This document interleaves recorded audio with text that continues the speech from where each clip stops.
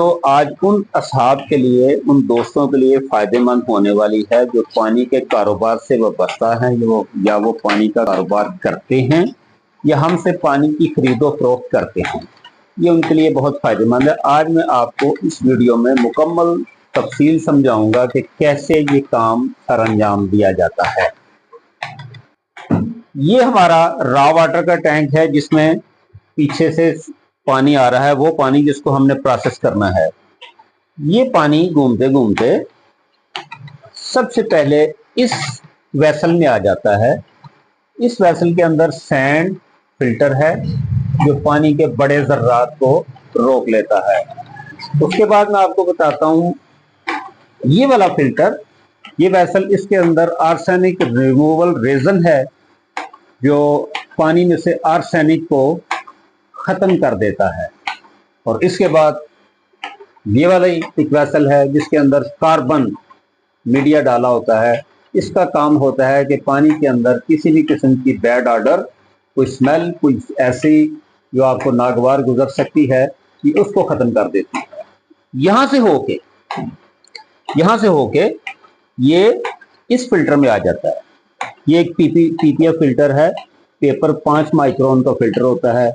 यहां से ये इसी तरह ये गुजरते गुजरते यहाँ पे ये दूसरा फिल्टर, ये भी सेम वही चीज है, डबल रेशन प्रोसेस है ये आपको महफूज बनाने के लिए। उसके बाद पानी, यहां से पानी इस पाइपिंग के जरिए ये बड़े मोटर में आ जाता है। लेकिन यहाँ पे पानी इंजेक्ट करने से पहले एक और इसके अंदर प्रोसेस किया जाता है कि इसके अंदर यहाँ पे एक एंटीस्केलेंट ऐड किया जाता है। अब एंटीस्केलेंट का क्या फायदा होता है? एंटीस्केलेंट बेसिकली इस तरह का एक केमिकल है जो पानी के अंदर मौजूद जर्रात की बॉन्डिंग बना देता है। इसको मैं सादा अल्फाज में समझाने के लिए आपको बताता हूँ कि जिस तरह आप दूध के अंदर आप लीमू छिड़क दें और उसको गर्म कर दें तो क्या होगा कि वो पानी और एक सॉलिड पार्टिकल उनमें अलग-अलग वो मुंतकिल हो जाएगा, यानी कि वो दो चीजों में बढ़ जाएगा। अब वो जो उसका सॉलिड पार्टिकल है वो इस पाइपिंग के जरिए वेस्ट में निकल जाता है और जो उसका पानी है वो आगे इस मेम्ब्रेन से के आगे मजीद प्रोसेसिंग के लिए चला जाता है। अच्छा, ये मेम्ब्रेन जो है ना, ये बेसिकली ये चिमनी है। इसके अंदर एक मेम्ब्रेन है जो आपको कभी हम किसी और वीडियो में दिखाएंगे। उसके बाद इस पानी को हम खास तनासब से इसको मीठा करते हैं। वो एक अलग प्रोडक्ट भी लिख सकते। और उसके बाद पानी इन टैंक्स में चला जाता है। टैंक्स में जाने के बाद इसके पीछे एक ओजिनेशन लगा हुआ है, वो आपको नजर आ रहा है।